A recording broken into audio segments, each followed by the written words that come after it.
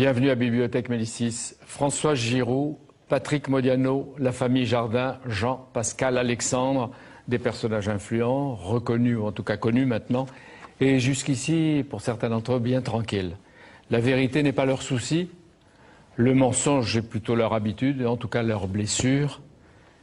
Aujourd'hui, ils font polémique. J'ai envie d'appeler cette émission « Si je mens ». C'est d'ailleurs le livre et le titre d'un livre de Françoise Giroud. Les biographes révèlent leur misérable tas ou petit tas de secrets et ils nous prennent à témoin. Françoise Giroud, c'est Grasset, signé Laura Adler. Qu'est-ce qui définit ce personnage qui a l'air tellement connu et qui finalement ne l'est pas? Son obstination à vouloir être indépendante, son affrontement avec le réel et sa loyauté vis-à-vis des autres plus qu'à elle-même. Mais quelle leçon et quelle vie, elle? Ah oui, elle est partie de rien. Morte parmi les morts, dit-elle un jour, et bien vivante. Elle a été jusqu'à la fin, 85-86 ans. Oui. Elle a fait son dernier papier à ce moment-là. Oui. Un mois avant de mourir, il a été publié. Et pourquoi, pour vous, Laure Adler, elle est une contemporaine, elle est encore là? Parce qu'elle est un modèle pour nous, journalistes, et elle est un modèle pour nous, les femmes, à la fois d'esprit de liberté, d'indépendance politique et de souci de la vérité. Et encore une fois, plus de la vérité des autres que de la sienne. Ah, oui. Parce qu'elle a eu des problèmes avec sa propre vérité pendant longtemps, jusqu'à la fin. Jusqu'à la fin, puisque son dernier livre, dont elle signera le bon à tirer 3 semaines avant de mourir, mais qui ne paraîtra qu'après sa mort, qui s'appelle Les Taches du léopard, délivrera enfin cette vérité qu'elle a cachée depuis son adolescence, à savoir sa propre judéité. Elle avait quel âge quand elle le reconnaît? 85 ans et demi. Tout à l'heure, quand Laure Adler disait elle a influencé les journalistes, et pas seulement les journalistes femmes, Denis Cosnard, vous avez opiné. Opiné. Oui, c'est vrai. Hein, bien sûr, c'est un modèle. C'est un modèle. Moi, en plus, je travaille aux Échos, qui est un journal fondé par la famille Servan-Schreiber. Donc, évidemment, c'est un... Émile. Émile, voilà. Alors, donc, M. Fayard, vous êtes entré dans la peau de Patrick Modiano. Vous connaissez chacun de ses livres. Vous connaissez parfaitement toute son œuvre. Vous êtes un modianophile. Oui. Qu'est-ce qui vous a pris d'essayer de le comprendre et d'aller percer des secrets, des mystères et même des mensonges qu'il avait dit? Finalement, c'est sans doute Modiano lui-même qui a lancé l'invitation. Dans une interview il y a quelques années, il disait si on faisait une radiographie de mes romans, on trouverait des pans entiers de l'affaire Profumo-Keller ou du rapt du petit Éric Peugeot. Et j'ai lu ça et je me suis dit, mais bon sang, moi j'ai lu tous ces livres et j'ai absolument rien vu. Alors je me suis dit qu'il y avait peut-être une piste à suivre et qu'il fallait faire cette radiographie. Donc Patrick Modiano n'est pas celui qu'on croit? Il est largement celui qu'on croit parce que petit à petit, il d'abord, il y a son dévoilé. œuvre, évidemment. Bien sûr. Mais oui, il y a évidemment encore des choses à trouver, des choses à chercher. C'est-à-dire qu'un grand connaisseur de l'œuvre comme vous décèle dans l'œuvre, dans les romans, les contre-vérités ou les mensonges. Et en tout cas les obsessions, évidemment. Les obsessions, en tout cas, oui. Et puis les vrais personnages qui se transforment en personnages de fiction. Il y a beaucoup de petits cailloux blancs laissés dans ces livres. Dans la peau de Patrick Modiano, est-ce que vous êtes allé le voir pour discuter avec lui et essayer de vous faire aider à entrer dans sa peau? Alors j'avais pensé au départ, c'est ce que j'avais proposé à son éditeur. Et puis son éditeur m'a dit, écoutez, non, faites votre travail de votre côté, laissez-le se dévoiler, avancer progressivement. Et je crois qu'il m'a rendu finalement service parce que Modiano ne m'aurait jamais tout dit, ne m'aurait jamais dit ce que j'ai finalement trouvé. Donc merci Gallimard. Pierre Carly, tous font appel aux autres pour cacher ou révéler ce qu'ils sont. Françoise Giroud, dit Laura Adler, eut plusieurs vies. Elle sut brouiller les pistes. Elle s'échappait toujours et n'aimait pas parler d'elle. Elle préférait parler des autres, écrire sur les autres, comprendre les autres. Et vous publiez Le besoin de l'autre. Est-ce que ça veut dire que chacun est dans cette situation d'avoir besoin du regard, du jugement, de l'appréciation de l'autre, même s'il en a peur? Non, non. Nous procédons toujours à une évaluation de nous-mêmes sous le regard de l'autre. Et nous savons très bien que nous sommes très sensibles au regard que l'autre jette sur nous. D'ailleurs, on dit souvent que l'autre est un miroir dans lequel nous espérons trouver l'image que nous nous formons de nous-mêmes. Bon. Maintenant, je dois dire que si j'ai écrit le besoin de l'autre, par besoin, là, j'entendais autre chose, à savoir que les interactions avec l'autre jouent un rôle important, structurant, aussi bien dans l'émergence de l'espèce humaine, mais de sa propre personnalité. Et dans le développement de sa propre personnalité. C'est pour ça que j'ai dédié mon livre à toutes celles et à tous ceux qui m'ont aidé à devenir ce que je suis. Sans celles et ceux qui m'y ont aidé, je ne serais pas grand-chose aujourd'hui. Merci les autres. Merci les autres, même si nous savons que les relations sont quelquefois aussi conflictuelles. Ah ben justement, lui, alors les autres et le conflit, il est en pleine dedans. Alexandre Jardin, merci d'être là. Chez Grasset, vous déclenchez la polémique littéraire du début de l'année 2011, littéraire et historique, et on peut dire même politique. Souvent, c'est le fils qui tue le père. En effet, vous vous faites d'une pierre deux coups. Le père et le grand-père, surtout le grand-père. Et pourtant, Jean Jardin, vous l'avez aimé, apparemment, hein, vous l'avez aimé, apprécié, supporté, écouté. Mais le livre s'appelle Des gens très bien. C'est pas un sale type. C'est ça le problème. Si ça avait été une fripouille, si ça avait été un aboyeur, un vichiste répugnant, quoi, l'affaire aurait été simple. Mais non, c'est un type très bien. Le grand-père, Jean Jardin, vous ne cachiez pas votre affection pour cet homme qui était cultivé, drôle, disiez-vous, quand vous racontez vos conversations et vos vacances d'enfant au bord du lac Léman avec lui. Et qui va participer au pire. Ouais. Et c'est ça pour moi l'énorme équation. C'est-à-dire que j'ai eu à régler, quoi, et que ma famille ne m'a pas vraiment aidé à régler. C'est comment est-ce que des gens très bien, très corrects, vont participer et vont faire fonctionner Vichy au plus haut niveau, puisqu'il est le directeur de cabinet de Pierre Laval, au pire des dates, au pire des moments, puisqu'évidemment il ne démissionne pas après le Veldiv. On va voir tout ça. On va voir. Ce qui m'intéresse, c'est que vous avez écrit votre premier roman, vous avez 23 ans, vous avez eu un 21, prix. ouais. 21, hein, pourquoi on dit 23 ans? C'était le zèbre. Lui aussi, hein. On le rajeunit, on le vieillit. Au Douai, vous avez publié un certain nombre de romans qui ont été appréciés, des romans qui étaient gentils, légers, que vous accompagnez toujours d'une saccade de rire ou de fou rire. Et puis d'un seul coup, maintenant vous dites que c'était une façade, elle venait de la honte. À partir de quand c'est déclenché? Parce que le grand-père, vous le connaissiez, vous le voyiez, vous le fréquentiez. Il est mort lorsque j'avais 12 ans. Oui. Et puis vers l'âge de 17 ans, il y a un jour un ami qui m'a dit tu sais ce que c'est qu'un directeur de cabinet, de chef de gouvernement? Évidemment, je ne savais pas ce que c'était, j'avais 17 ans. Et il m'a expliqué que c'était le bras droit, que c'était l'homme qui préparait la décision, qui la faisait exécuter derrière. Enfin, il m'a dit la vérité, quoi. Et puis il m'a dit il y a un problème. Il y a un gros problème.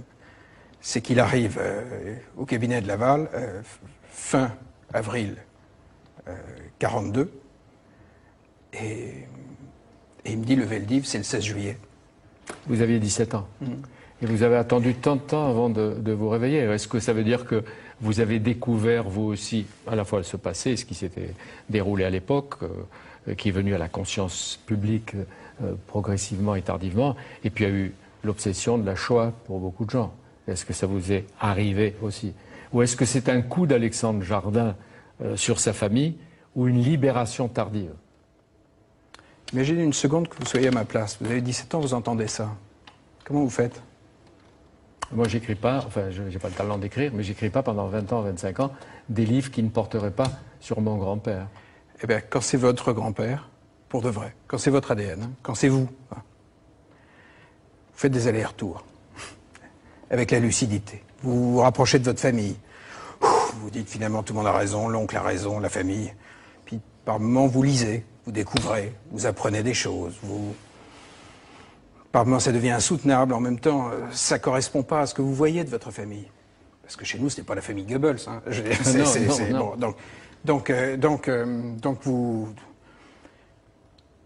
Ça mûrit, en soi. Ça mûrit. Et puis en plus, vous avez un papa qui a écrit des livres Pascal. dans les années 70, qui a écrit des livres magnifiques, qui s'appellent Le Nain jaune notamment. Sur son propre Sur père, son propre c'est-à-dire Jean. père. Il a écrit La guerre à 9 ans. Enfin, il a écrit des très grands livres. pour montrer son père, mon grand-père, sans qu'on le voie. Parce que le mot juif n'est jamais écrit là-dedans. Et il veut occulter, votre père Mais veut. c'est impossible à voir pour la première génération. C'est de l'ordre de l'impossible. Donc vous vous trouvez au milieu d'une famille qui est dans une cécité, ça bondit à l'intérieur du ventre de papa, puisqu'il va écrire 4 livres. La guerre à 9 ans, guerre après-guerre, le nain jaune, la bête à bon Dieu. Et alors le sommet, c'est que la bête à bon Dieu, il a comme préfacier ou postfacier celui que vous avez interviewé un jour, François Mitterrand. Sauf qu'en 80, on ne sait pas. Et moi j'ai le souvenir du sourire de papa, qui avait la caution morale de la gauche morale. Et donc, moi, à l'époque, évidemment que j'encaisse ça. Il dit bien la caution. La caution. On avait la caution, quoi. Alors, évidemment, au moment où tout pète, au moment où vous vous baladez dans Paris, vous voyez l'affiche de l'Express qui était affichée dans Paris, avec la photo, enfin, ou Bousquet, tout ça. Toutes les cautions se pètent la gueule, quoi. Je veux dire, Et vous vous dites, mon grand-père a été, je vous cite, le principal collaborateur du plus collabo des hommes d'État français sous Vichy, Pierre Laval. Oui, bah oui. Et pourtant, ce n'est pas un affreux bonhomme. C'est ça qui est insupportable. C'est-à-dire que vous vous rendez compte que, au fond, dans votre propre famille, et c'est ça que j'ai eu à gérer pendant des années, je ne savais pas comment le faire. Je ne trouvais pas la porte. Je ne comprenais pas pourquoi il y avait zéro culpabilité.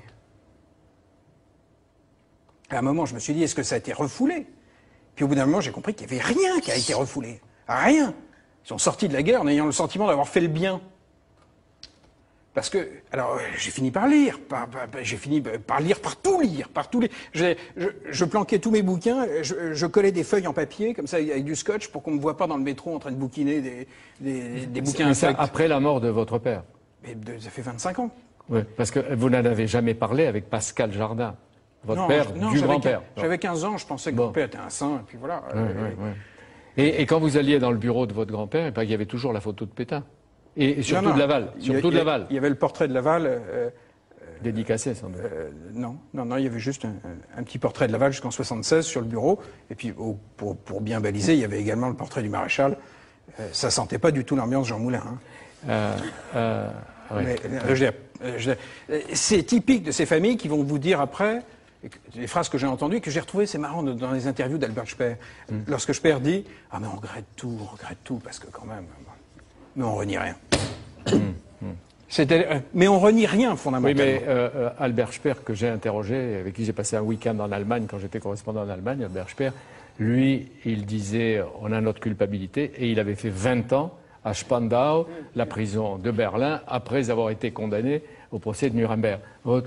Est-ce qu'il fallait juger, condamner Jean Jardin, votre grand-père? Je n'ai pas à rentrer là-dedans. Ce qui est sûr, c'est qu'il est mort au bon moment. Hein. Il est mort en 76, avant les grands procès, avant...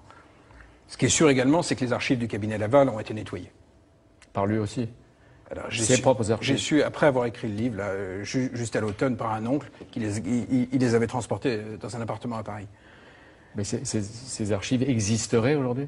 Alors j'en sais rien. Ce que je sais, c'est que par la famille, j'ai appris qu'il y a des résistants qui sont rentrés dans l'appartement et après on ne suit plus les archives. Je ne sais pas de qui vous parlez dans votre famille, parce qu'il y a une partie de votre famille qui vous tombe dessus. C'est normal, c'est la famille du Dirkab de Pierre Laval. Voilà, votre oncle Gabriel Jardin, vous avez vu son papier dans le Figaro magazine de l'autre jour. Oui, mais je peux pas. Quand on a soi-même été dans la cécité pendant longtemps, c'est difficile d'ouvrir les yeux.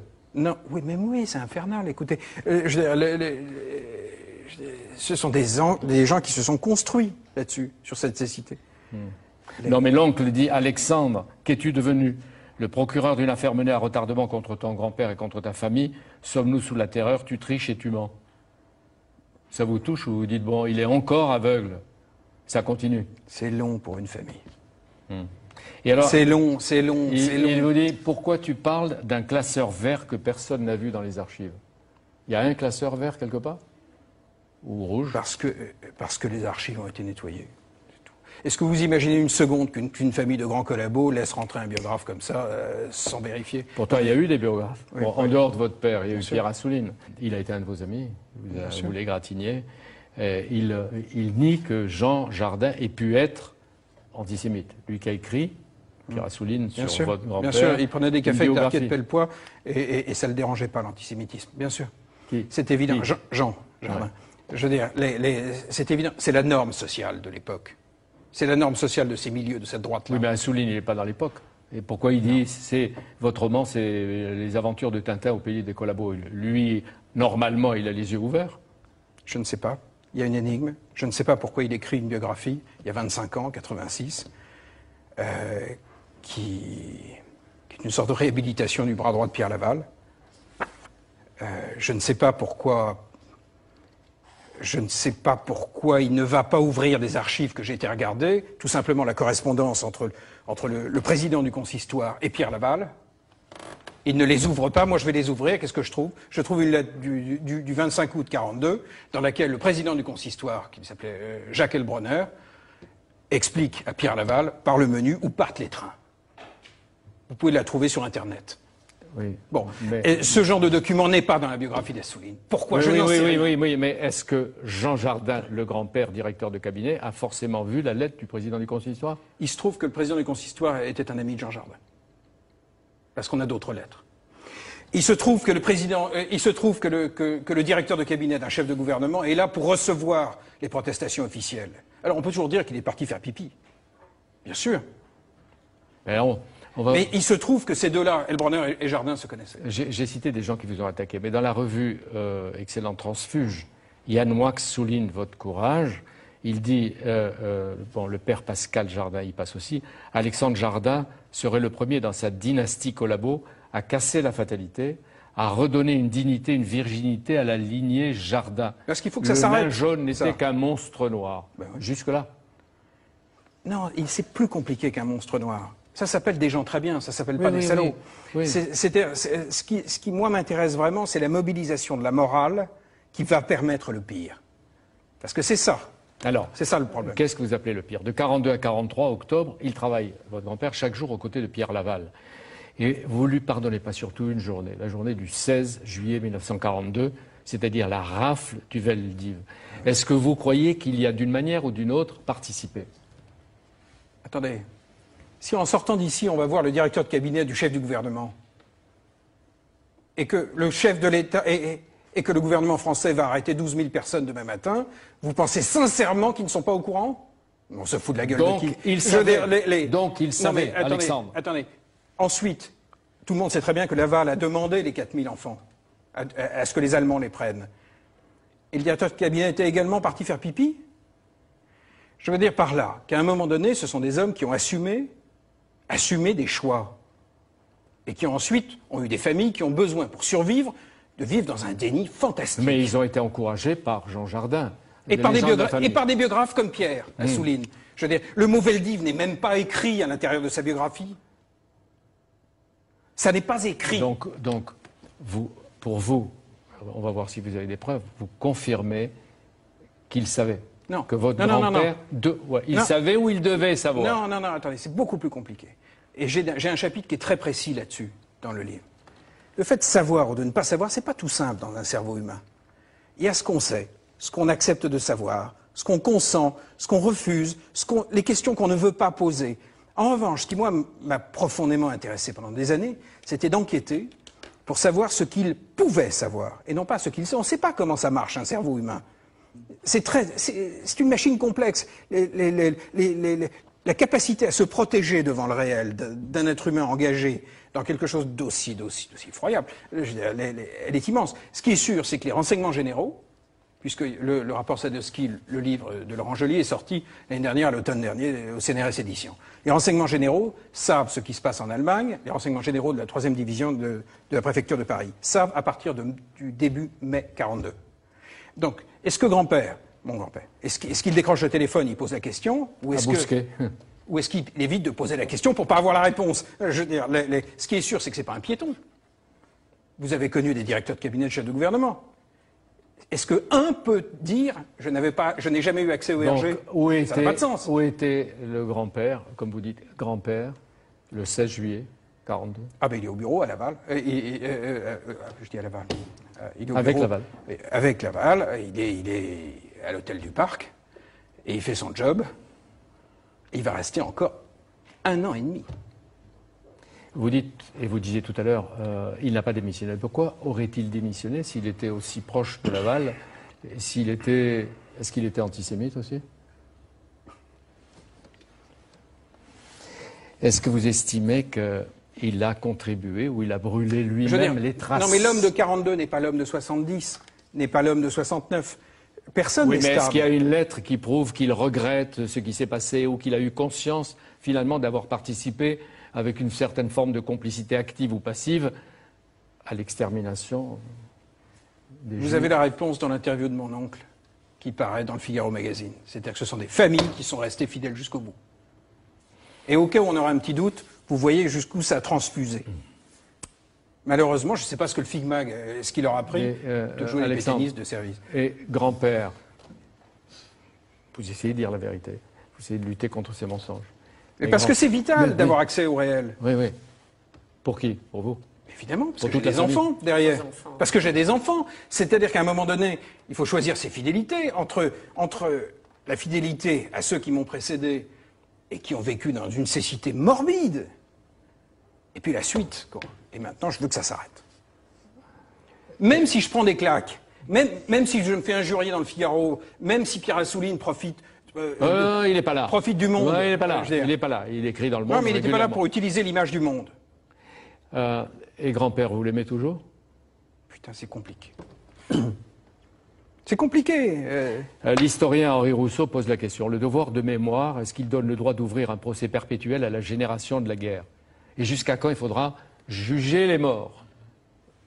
Bien sûr, au nom des victimes. Je peux vous dire que j'aurais bien aimé que la génération du dessus fasse le boulot. C'est-à-dire que votre père le fasse. déjà. J'aurais bien aimé.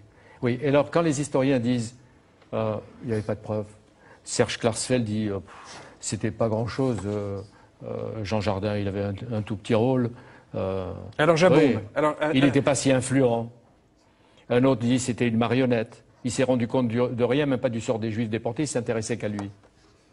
Ça suffit pas. Oui, c'est sympathique comme remarque. Ça suffit pas. Mais ce que je voudrais bien, en revanche, c'est qu'on m'apporte la preuve qu'il est possible de faire ce job sans rien voir, sans rien faire, sans jamais rien entendre.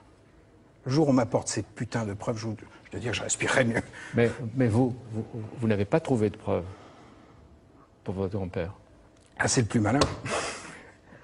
Vous pensez qu'il a eu 30 ans avant de mourir en 1976, 30 ans, le temps de les faire disparaître, les brûler, peut-être les confier à quelqu'un. L'essentiel est parti fin octobre 43, lorsqu'il est parti. Bien sûr. Mais moi, je ne dis pas que c'est, à nouveau, qu'on ne me fasse pas dire que c'est un monstre. C'est pas ça. C'est pour ça que je suis conscient que ce que j'écris est beaucoup plus emmerdant. Parce qu'au fond, si on sort du bousquet, du truc, ils ont la gueule de l'emploi. Peut-être pas. Non. Ils disaient aussi qu'ils ont servi la France à un moment donné. Alors, dans leur les morale, petits-enfants peut-être en bonne conscience. Alors, dans ils leur disaient c'est morale, des gens très bien. Alors, la question justement de l'absence de culpabilité, c'est que j'ai fini par comprendre que dans leur morale, il y a un truc qui est cardinal, cardinal. C'est la souveraineté nationale. Ils vont être prêts à n'importe quoi pour maintenir un semblant de souveraineté nationale. Et dans la bourse des valeurs d'un homme comme grand-père, ça c'est cardinal. C'est-à-dire, et la vie d'un enfant juif, ma foi, surtout s'il a un petit nom d'Europe centrale, on va lâcher. Aujourd'hui. Et on va préférer que des flics français fassent le boulot plutôt que des flics allemands pour qu'il y ait une apparence d'État français. Donc vous continuez à en vouloir à sa mémoire, au moins pour la lignée des Jardins. Des Jardins, les enfants d'Alexandre. C'est douloureux, qu'est-ce que vous voulez que je vous dise Évidemment que c'est douloureux. J'aurais préféré avoir Jean Moulin, quoi. Ouais. Le livre sort. Et puis après, j'aurais fait ce que j'avais à faire. On aura mis au net. Et puis je suis content que mes enfants aient pas à le faire. C'est Laura Daire, c'est la première fois, on le connaît, Alexandre. C'est la première fois qu'on l'entend pas rire dans une émotion. On l'entend. L'émotion et le souffle de l'émotion. C'est pas très Et drôle. la colère. Et la colère. Je sens, quand vous parlez, qu'il y a énormément de colère et de douleur à l'intérieur de vous. Et je voudrais vous poser une question en reprenant la terminologie d'Henri Rousseau que Jean-Pierre Elkabbach vient de citer. Henri Rousseau fait la distinction entre les collaborateurs et les collaborationnistes. Je pense que votre grand-père était plus collaborateur que collaborationniste. Alors je voudrais répondre. Pour moi, les gens les plus dangereux, ce sont les gens bien. Parce qu'à partir du moment où les gens bien prêtent leur concours aux fripouilles, c'est la fin du monde. Comment peut-on rester des gens bien et fréquenter et vivre avec les fripouilles? On devient une fripouille, non? Ben oui.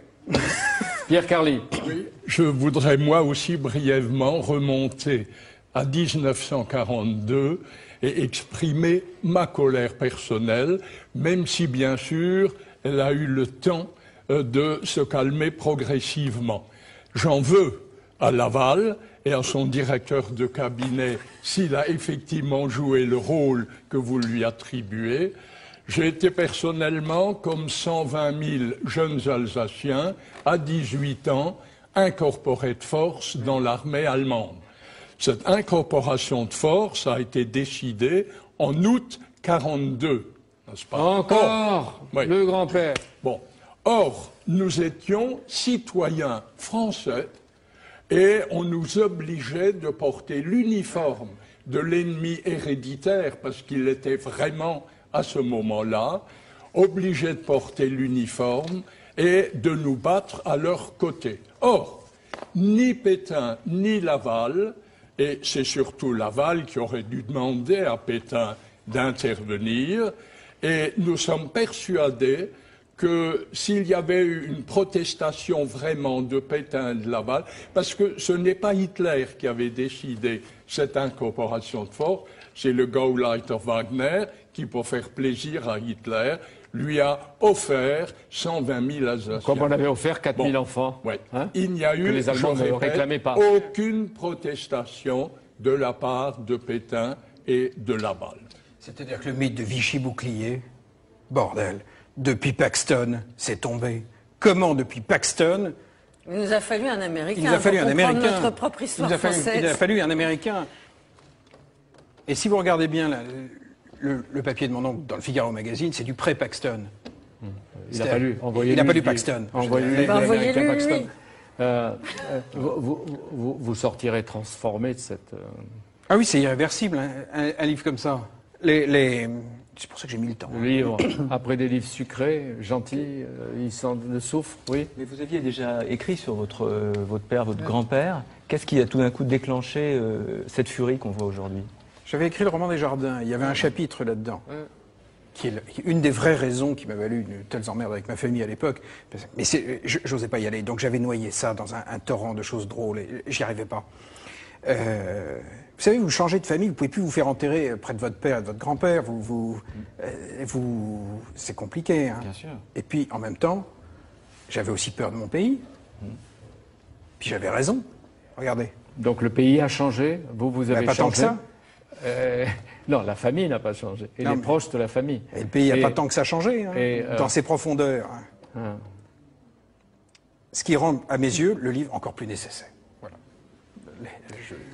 Puis c'est cette période de l'occupation de la guerre qui a suscité tellement de drames.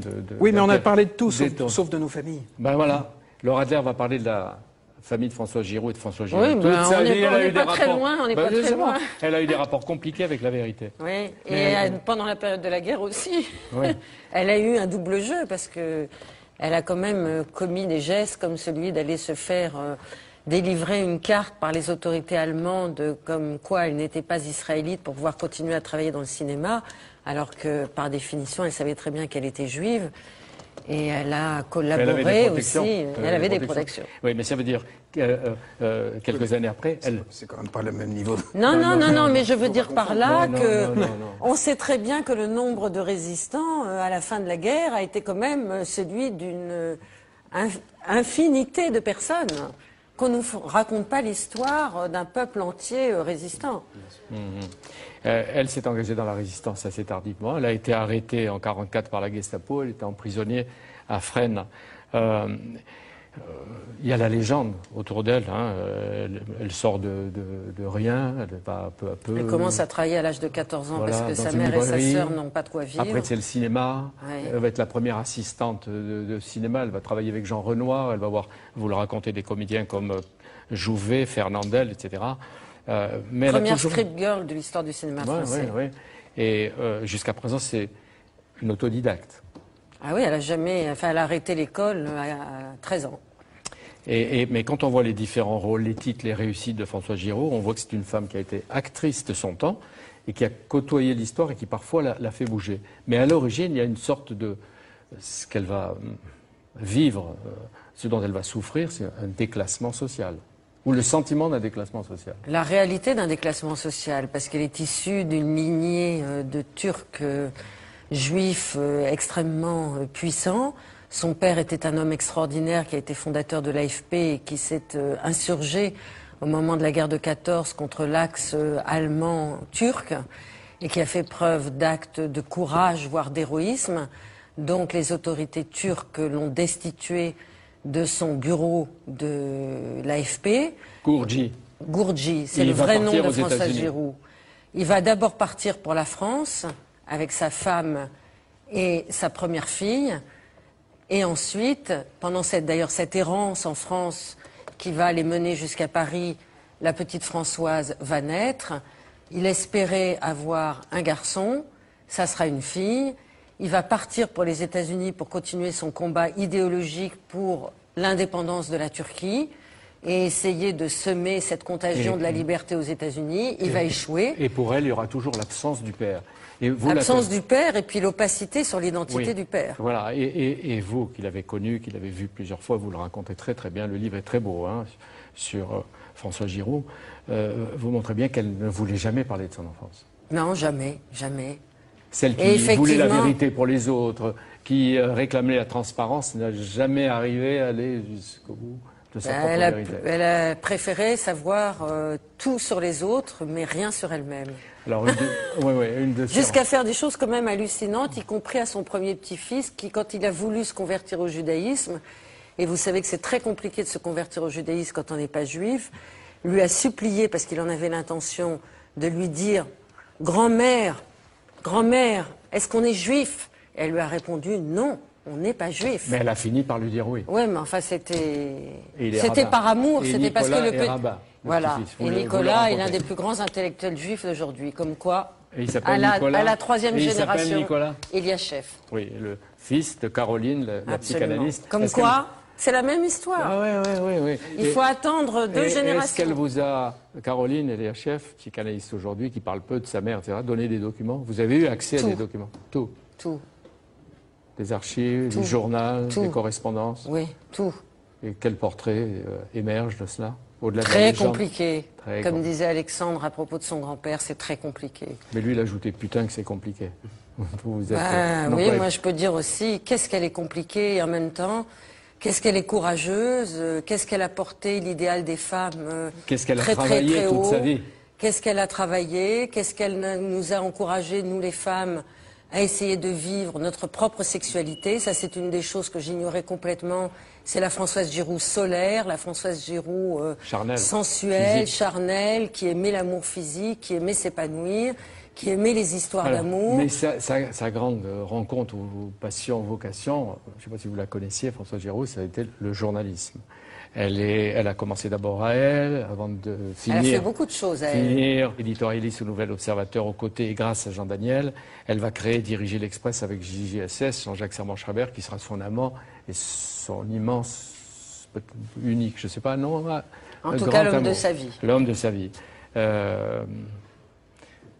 Vous racontez dans le livre une phrase un témoignage assez inouï.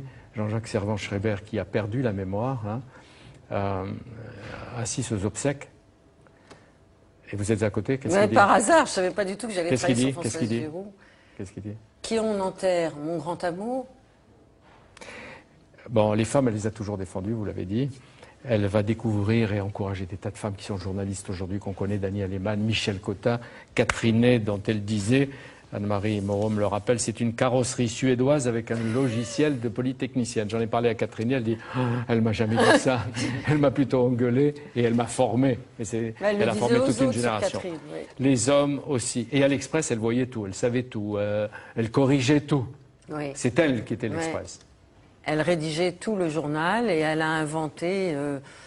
Elle a inventé la nouvelle vague, elle a découvert Jean-Luc Godard, elle a découvert Nathalie Sarraute, elle a découvert Roberto Rossellini, elle a découvert Françoise Sagan. C'est la grande C'était époque. une vigie. Ah, oui, oui, la grande époque de l'Express. Vous voyez, quand il y avait d'abord les prises de position. Et puis alors, pendant la guerre d'Algérie, qu'est-ce qu'elle a été courageuse. Saisie, etc. Comme elle va soutenir Jean-Jacques Servan-Schreiber, lieutenant en Algérie, qui est arrêté. Et toujours de gauche, même si elle a été ministre de Giscard. Oui. Elle a toujours voté à gauche. Parce qu'elle disait... Alors que Mitterrand a cru que non. Elle a dit à Valéry Giscard d'Estaing qu'elle avait voté pour François Mitterrand. Il a dit, je vous donne le secrétariat d'État à la condition féminine et à la culture. Mais avant, il y avait toute cette position de l'Express courageuse dans tous les grands débats de l'époque.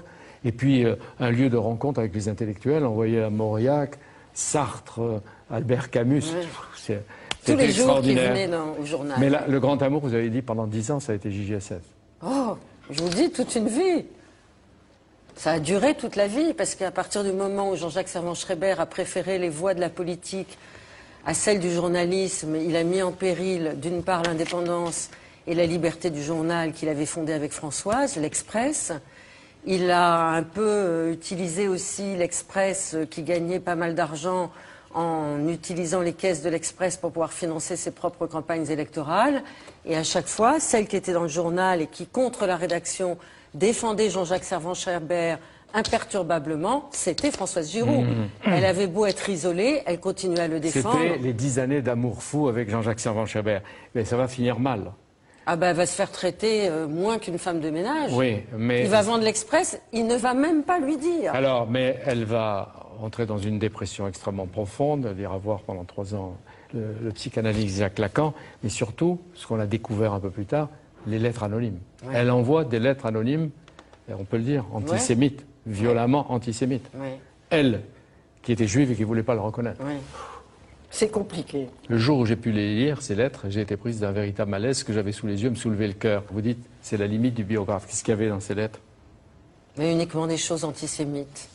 C'est-à-dire qu'on peut penser que quand on est abandonné par son grand amour, avec qui on a pensé qu'on terminerait sa vie, on peut penser que cette jalousie pour une autre femme, plus jeune et plus belle, et qui allait lui donner 4 enfants, dont David Servan-Schreiber, on peut penser qu'on est pris d'une jalousie telle qu'on peut commettre des actes répréhensibles, y compris des lettres anonymes, par jalousie. Mais pas celle-là. Mais là, ce ne sont pas des lettres d'une femme jalouse et abandonnée. Ce sont des lettres d'une femme qui passe 18 heures par lettre, puisqu'il y a eu 2 experts graphologues qui ont pu attester de la manière dont étaient écrites ces lettres et de la manière dont elles ont été construites et envoyées et écrites. 18 heures par lettre, et il y en a beaucoup.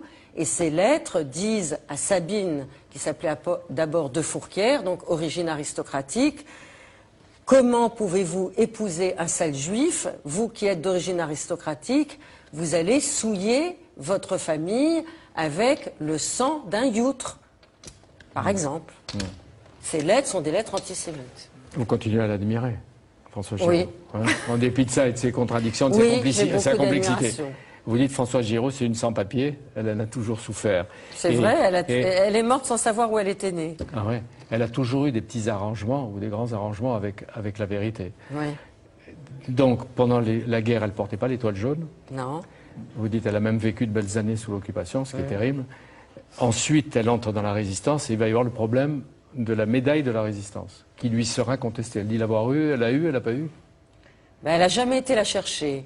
Mais par contre, au bout de recherches très très longues, j'ai pu découvrir, et grâce à vous, Jean-Pierre Elkabbach, vous avez interviewé Françoise Giroud au moment de cette immense polémique qui a fait un bruit d'enfer.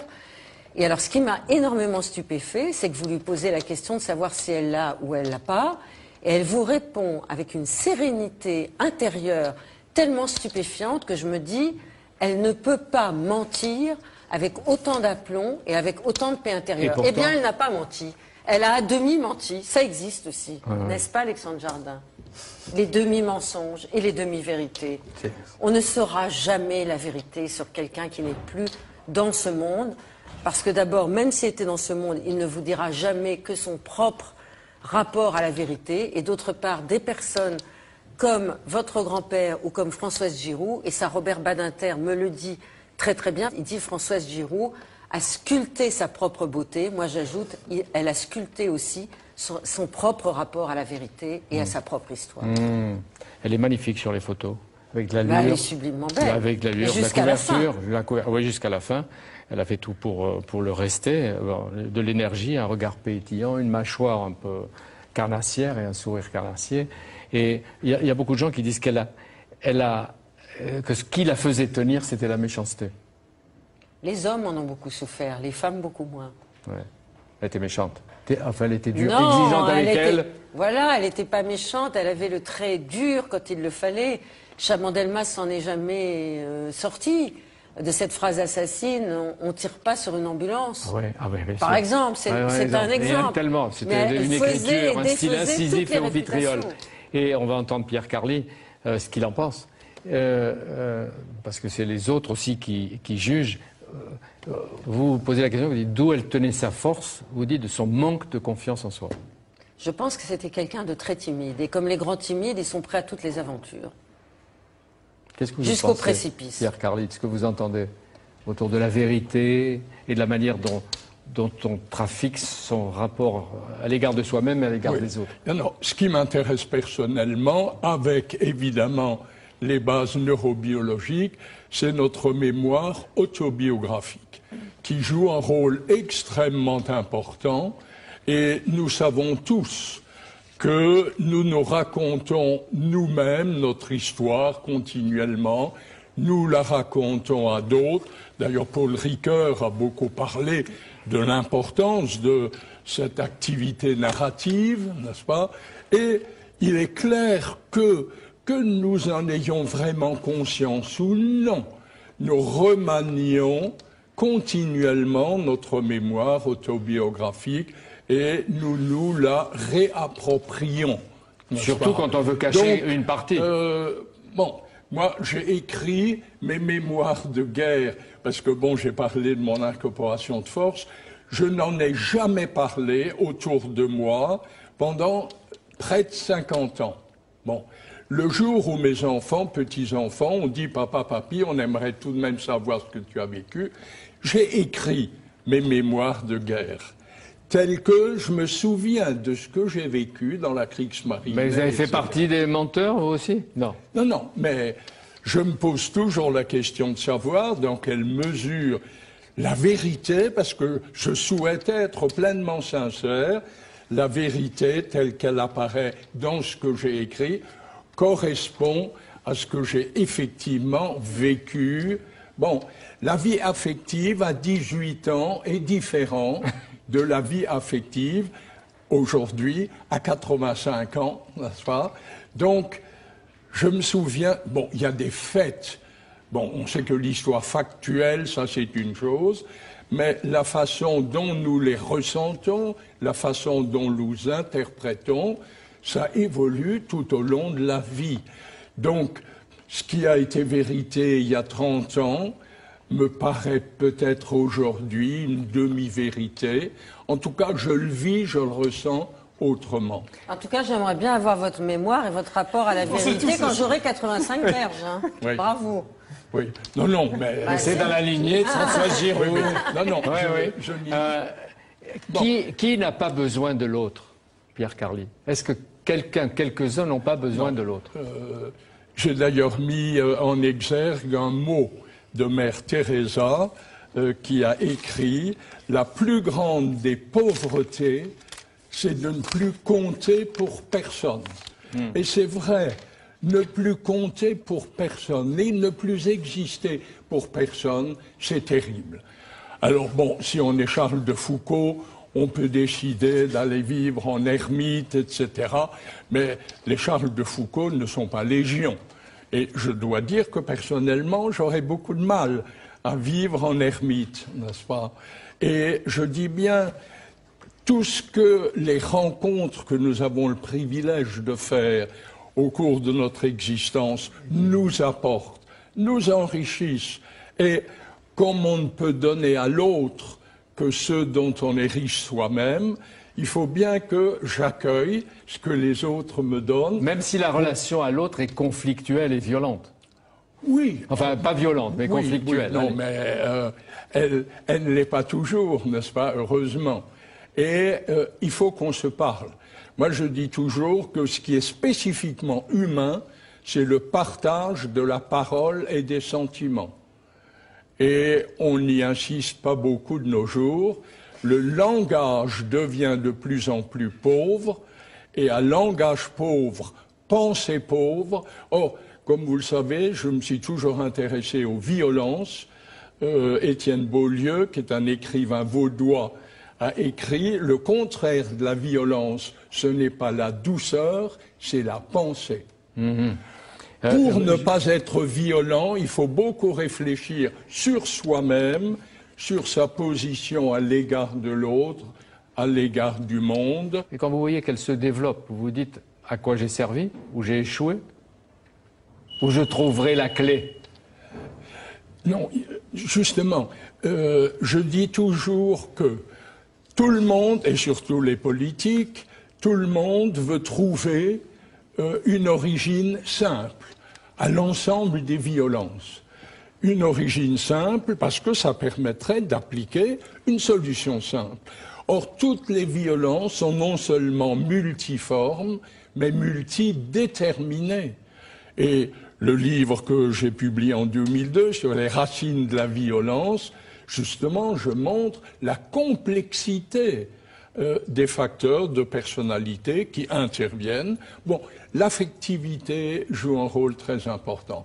En parlant des comportements sociaux, moi j'ai toujours parlé des comportements socio-affectifs. Que cela nous plaise ou non, nous savons très bien que notre façon d'être et d'agir à l'égard de l'autre, c'est notre affectivité qui anime et oriente nos comportements, nos attitudes, beaucoup plus que la raison.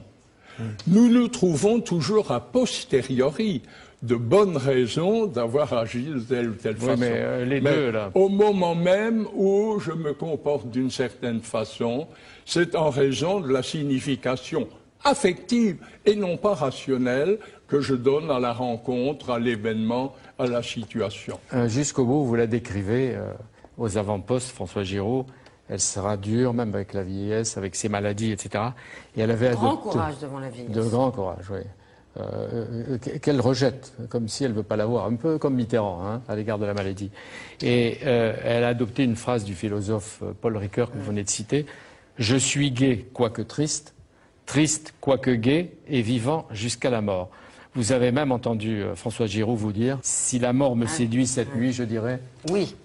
Merci la vie. » Ben, c'était elle. Et puis au passage, je veux dire qu'il y a aussi un autre homme qui a compté pour elle, qui était Alex Kral. Hein, on le cite pour être au plus qui l'a rendue près heureuse de la vérité. Patrick Modiano. Avec Patrick Modiano, ça a commencé, vous dites tout de suite, par un mensonge délibéré, répété, avec lui aussi les apparences sont trompeuses. Ah oui, c'est vrai qu'il y a aussi vis-à-vis dans la relation avec l'autre, qu'est le lecteur, il y a un mensonge original. C'est-à-dire qu'effectivement, Patrick Modiano, quand il a sorti son premier livre, La place de l'étoile, en 1968, a commencé par dire qu'il était né, La phrase est simple, dites-la. Et vous dites, il y a trois mensonges dans une phrase courte. Patrick Modiano est né à Paris en 1947. Alors, il ne s'appelle pas tout à fait Patrick, il s'appelle Jean-Patrick, bon, peu importe.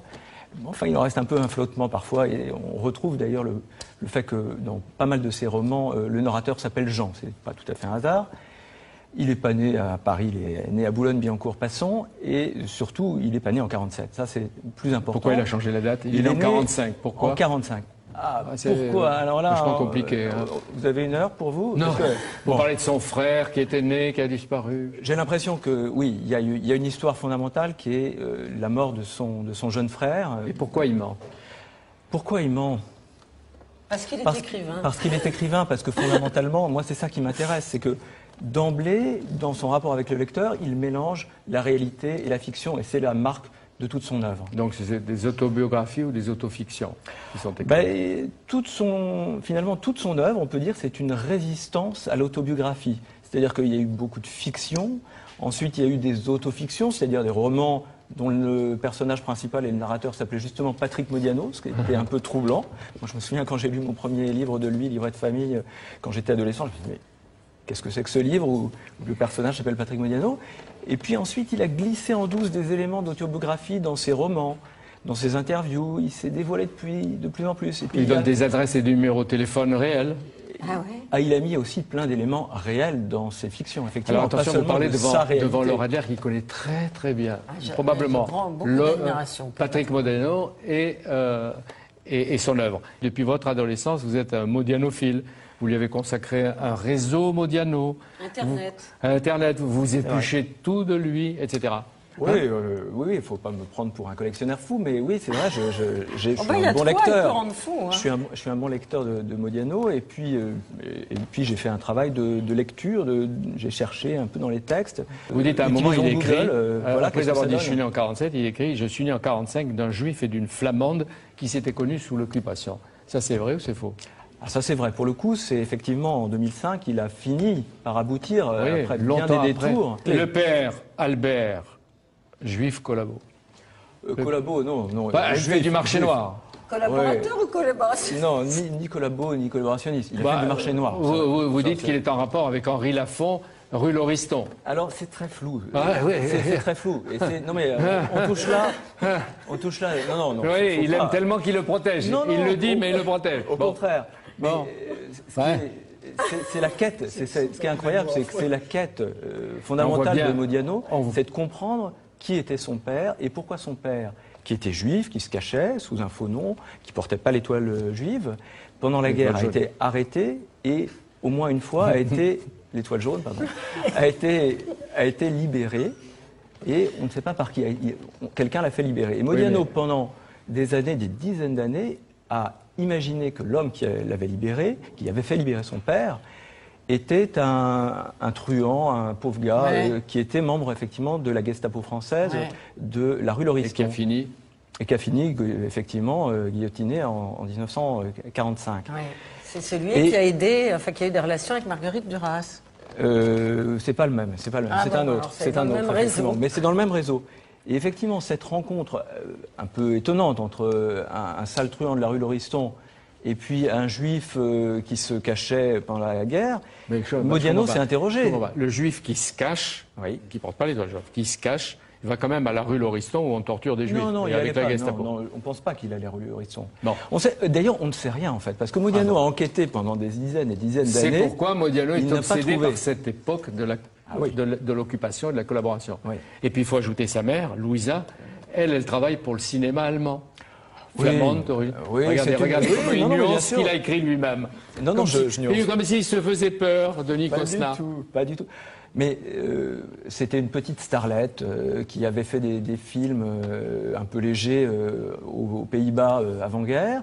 Et puis elle est arrivée à Bruxelles. Et puis voilà, elle a rencontré un officier allemand qui lui a dit d'aller à Paris. Elle a travaillé effectivement pour la Continentale, qui était la grande compagnie de cinéma de l'époque, qui appartenait effectivement, qui avait des capitaux allemands, mais qui faisait des films de très bonne qualité, ceci dit, et qui défendait plutôt l'esprit français finalement, et au point de se faire, les dirigeants de la Continentale se faisaient même engueuler par Goebbels, qui trouvait que c'était pas des films de propagande. Après avoir lu votre livre, qu'est-ce que vous lui diriez?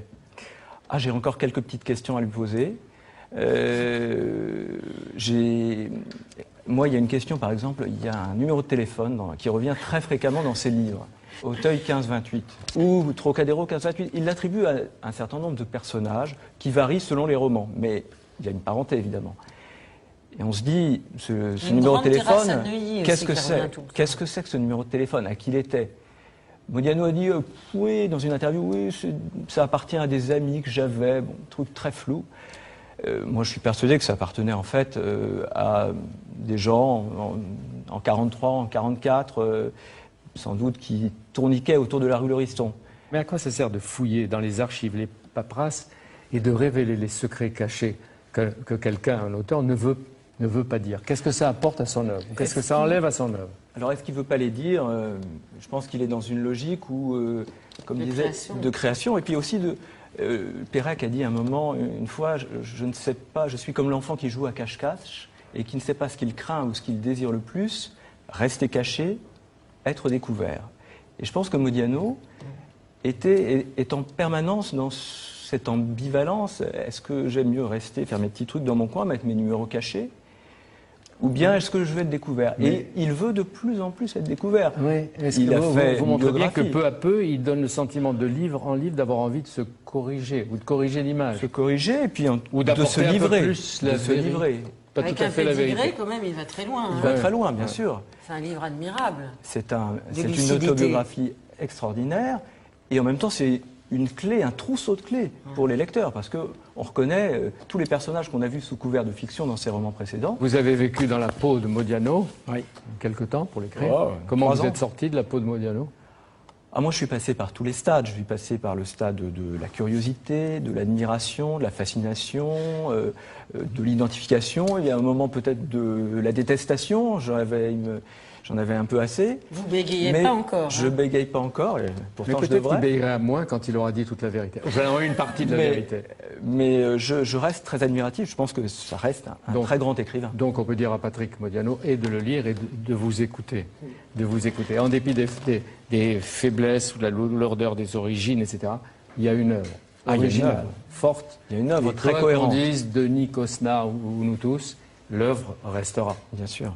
Hein Et vous posiez la question à quoi ça sert de révéler des secrets.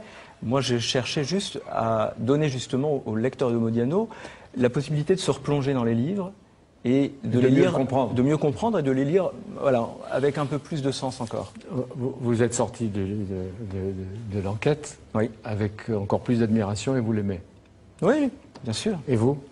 Moi, je suis en deuil de Françoise. J'ai Personne. arrêté les recherches sur elle, je sais plus quoi faire. Ah ouais, vous allez trouver. Mais personne ne la remplacera. Oh ben, je crois Un homme, pas, une non. femme. Non, non. La réalité humaine est infiniment complexe, n'est-ce pas? Il y a toujours des facettes à explorer.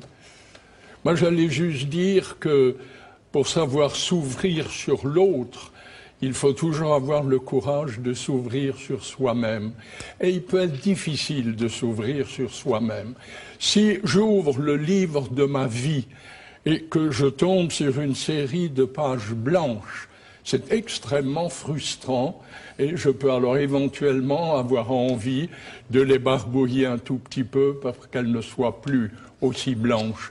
Ou alors je trouve une histoire qui me déplaît profondément et je m'efforce de la réécrire. Bon.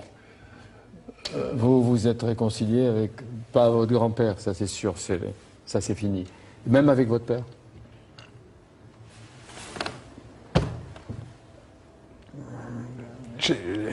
J'ai essayé d'écrire le livre qu'il n'est pas parvenu à écrire. Voilà. Et pourtant, il a toujours joué avec ça. Parce que mon grand-père voulait rester secret. Et puis en 72, il se met à écrire sur lui en publiant La guerre à 9 ans, ce qui est très ambigu. Mais vous, Alexandre Jardin, maintenant, vous n'avez plus honte. Vous vous sentez libéré. Vous vous sentez un autre. Un jardin, mais un autre. Jardin. Je suis heureux d'être le père de mes fils et de ma fille. Vous voulez dire que quelque chose commence. Oui. Bien sûr que ça commence. Mais il fallait bien qu'à un moment, ça recommence. Il faut savoir surmonter. Merci à vous tous. Merci de vous être livrés avec autant de force et de sincérité, hein, surtout vous, Alexandre, parce que vous parlez de vous, de votre famille, de votre grand-père. François Giroud, la famille Jardin, Patrick Modiano ont besoin des autres, c'est-à-dire de nous, pour approcher leurs secrets, leur vérité. Tant d'autres écrivains sont dans ce cas. Et quand on les aime avec leurs histoires, leurs doutes, leurs tricheries, leur style, quelle importance qu'il nous ait dit toute la vérité ou pas, ou qu'il se soit arrangé avec elle. Surtout quand ils ont une œuvre. L'important, c'est le plaisir, l'intérêt qu'ils suscitent en nous. C'est déjà pas mal. Merci à vous tous. À bientôt.